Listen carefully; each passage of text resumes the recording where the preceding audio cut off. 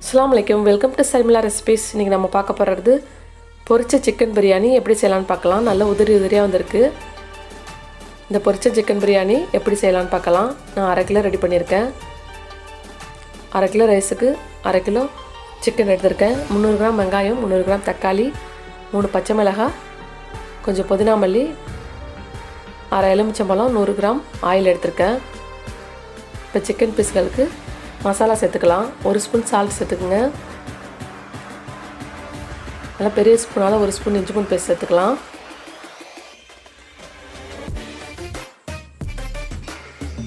ஒரு சின்ன ஸ்பூனால் 1 ஸ்பூன் மஞ்சள் தூள் சேர்த்துக்குங்க.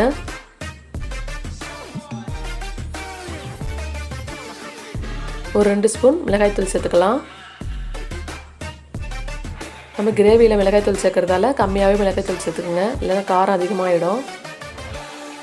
1 ஸ்பூன் மிளகுத்தூள் சேர்த்துக்குங்க.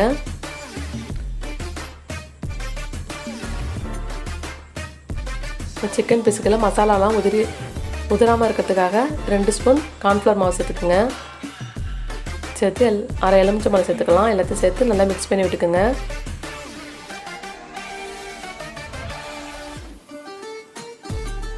நல்லா மிக்ஸ் பண்ணோன்னா ஒரு 1 மணி நேரம் நல்லா ஊற இருக்கட்டும். அதுக்கப்புறம் நம்ம பொரிச்சிக்கலாம். நல்லா ஊறி வந்துச்சுன்னா உங்களுக்கு நல்லா சிக்கன் பீஸ்க்கெல்லாம் நல்லா ஜூஸியாக இருக்கும். நீங்கள் பொரிச்சு பிரியாணியில் போட்டுங்கன்னா பிரியாணி ரொம்ப டேஸ்ட்டாக இருக்கும். இப்போ ஆயில் நல்லா ஹீட் ஆகிடுச்சு. இப்போ சிக்கன் பீஸ்க்கெல்லாம் ஒரு பீஸாக போட்டுக்குங்க. ஒரு பக்கம் செவந்தோடனே திருப்பி விட்டுக்கலாம். சிக்கன் பீஸ்க்கெல்லாம் அதிகமாக உங்களுக்கு வேகணும்னு அவசியம் இல்லை. நம்ம கிரேவியில் போடுறதால கொஞ்சம் பாதி அளவு வெந்தாவே போதும்.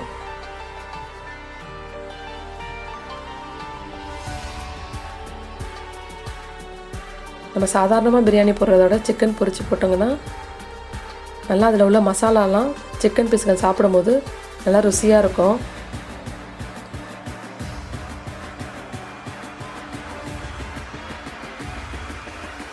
நம்ம மசாலா போடாத பிரியாணியில் சிக்கன் பீஸுக்கெல்லாம் கொஞ்சம் சப்புன்னு தான் இருக்கும். இந்த மாதிரி பொரிச்சு போட்டு பிரியாணி போட்டு பாருங்கள், ரொம்ப ருசியாக இருக்கும். இப்போ ஒரு பக்கம் செவந்துருச்சு, திருப்பி விட்டு பார்க்குறோம்.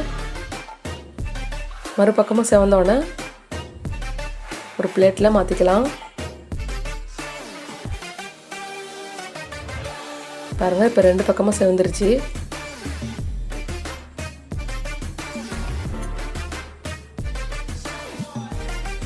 நம்ம எடுத்துடலாம். மீதி இருக்கிற சிக்கன் பீஸ்களும் போட்டு பொரித்து எடுத்துக்கோங்க. இப்போ பிரியாணி செய்ய ஆரம்பிக்கலாம். இப்போ 100 கிராம் ஆயில் சேர்த்துருக்கேன். இப்போ பொரித்த சிக்கன் ஆயிலையும் 2 ஸ்பூன் சேர்த்துக்கிறேன். இப்போ பட்டை, ஏலக்காய், கிராம்பு சேர்த்துக்குங்க. இப்போ வெங்காயத்தையும் சேர்த்துக்கலாம். வெங்காயம் கொஞ்சம் பொன்னிறமாக ஆகிற வரைக்கும் வதங்கட்டும்.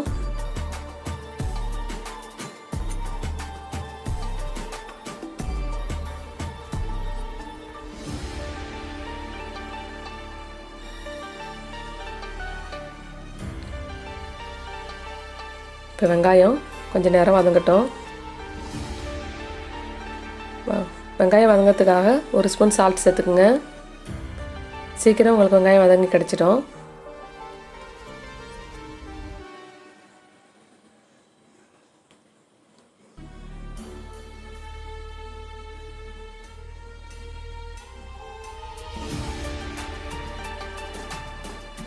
இப்போ வெங்காயம் நல்லா வதங்கிடுச்சு. இப்போ தக்காளி சேர்த்துக்கலாம். தக்காளியும் பச்சை மிளகாயும் சேர்த்துக்குங்க.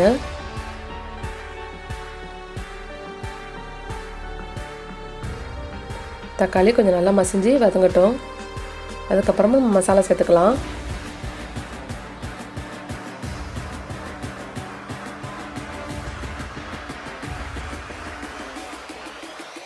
தக்காளி வதங்கினதுக்கப்புறம் தான் மசாலா சேர்க்கணும், இல்லைன்னா கொஞ்சம் தக்காளி கொஞ்சம் முழுசாக கிடக்கும். இப்போ மசாலா சேர்த்துக்கலாம். 1 ஸ்பூன் மஞ்சள் தூள் சேர்த்துக்குங்க. 1 ஸ்பூன் மிளகாய்த்தூள் சேர்த்துக்குங்க. நம்ம சிக்கன் பீஸுக்கெல்லாம் மசாலா சேர்த்துக்கிறதால கம்மியாக தான் நான் மசாலா சேர்க்குறேன். சின்ன ஸ்பூனால் தான் சேர்க்குறேன். 1 ஸ்பூன் மிளகுத்தூள் சேர்த்துக்குங்க. ஒரு 4 ஸ்பூன் பிரியாணி மசாலா சேர்த்துக்கலாம்.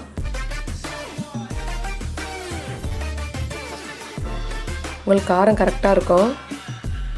காரம் நீங்கள் கொஞ்சம் அதிகமாக சாப்பிட்றவங்களா இருந்தால் கொஞ்சம் மிளகாய்த்தூள் கொஞ்சம் கூட சேர்த்துக்குங்க.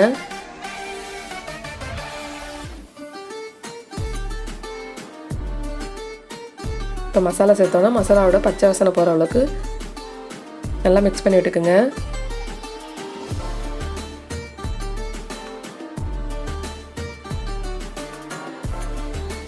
இப்போ கொஞ்சமாக புதினா மல்லி சேர்த்துக்கலாம்.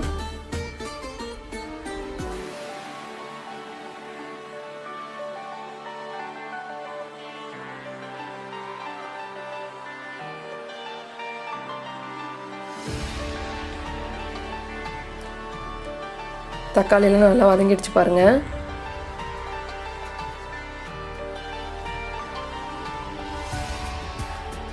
அரை எலுமிச்சை சாறை பிழிஞ்சு விட்டுக்கலாம்.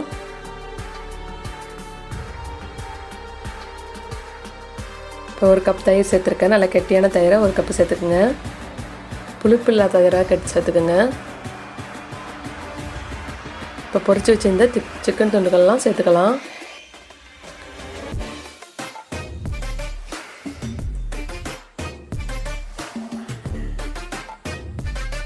நான் ஒரு பொரிச்ச சிக்கன் துண்டுகள்லாம் ஒரு டிஷ்யூ பேப்பர் போட்டு அது மேலே வச்சுருக்கேன். உங்களுக்கு ஆயிலெலாம் நல்லா டிஷ்யூ பேப்பரில் இறங்கிடும். எல்லா சிக்கன் பீஸ்களையும் சேர்த்து நல்லா மிக்ஸ் பண்ணி விட்டுக்கலாம். இப்போ 2 கப் அளவுக்கு தயிர் கப்லேயே தண்ணி சேர்த்துக்கிறேன்.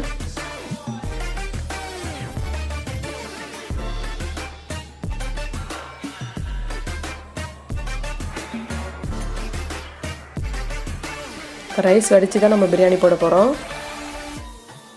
இந்த தண்ணியே போதும். இப்போ இன்னும் கொஞ்சம் கிரேவியில் 1 ஸ்பூன் சால்ட் சேர்த்துக்கிறேன். கிரேவியில் உப்புலாம் இருக்கான்னு செக் பண்ணி பார்த்துக்குங்க.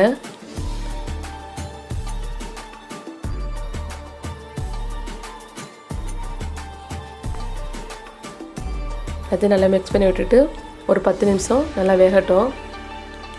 நம்ம சிக்கன் பொரிச்சதுலேயே பாதி அளவு சிக்கன் வெந்துருச்சு. இப்போ இந்த கிரேவியில் பாதி அளவு வெந்துடும். இதுக்கப்புறம் நம்ம திறந்து பார்க்கலாம். இப்போ ரைஸ் போடுறதுக்காக தண்ணியை உப்பு போட்டு கொதிக்க வச்சுருக்கேன். இப்போ ரைஸை சேர்த்துக்கலாம். பாஸ்மதி ரைஸில் தான் செய்கிறேன்.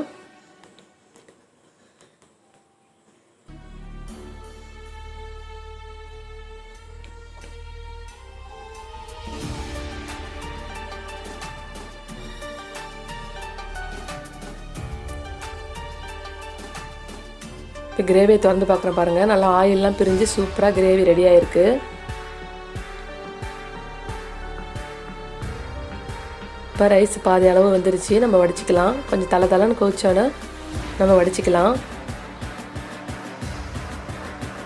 இப்போ அடியில் ஒரு தோசைக்கல்லை போட்டு மேலே கிரேவியை தூக்கி வச்சுருக்கேன். நல்லா கொதிச்சிருக்கு. நல்லா கிரேவி சூப்பராக ரெடியாக இருக்குது.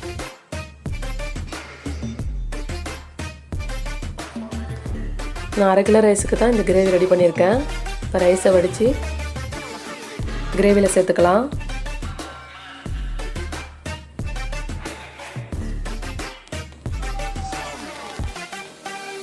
இப்போ எல்லா ரைஸையும் வடித்து சேர்த்தாச்சு. இப்போ அடியில் லேசாக பரட்டி விடுங்க. பரட்டி விட்டு நல்லா சமப்படுத்தி விட்டுக்கலாம். இப்போ மேலே 1 ஸ்பூன் அளவுக்கு நெய் சேர்த்துக்குங்க. கொஞ்சமாக புதினா மல்லி சேர்த்து விட்டு மூடி போட்டு தம் போட்டுக்குவோம்.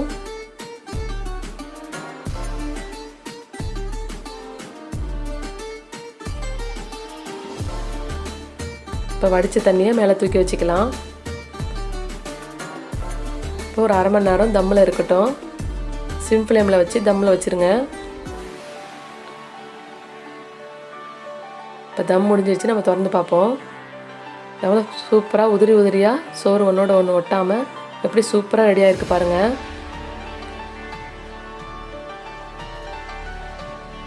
இந்த பொரிச்ச சிக்கன் பிரியாணி நல்லா மணக்க நல்லா சூப்பராக ரெடியாக இருக்குது. சிக்கனை பொரிக்காமல் நீங்கள் பிரியாணி போடுறதோட சிக்கனை பொரித்து பிரியாணி போட்டு பாருங்கள். ரொம்ப சூப்பராக இருக்கும்.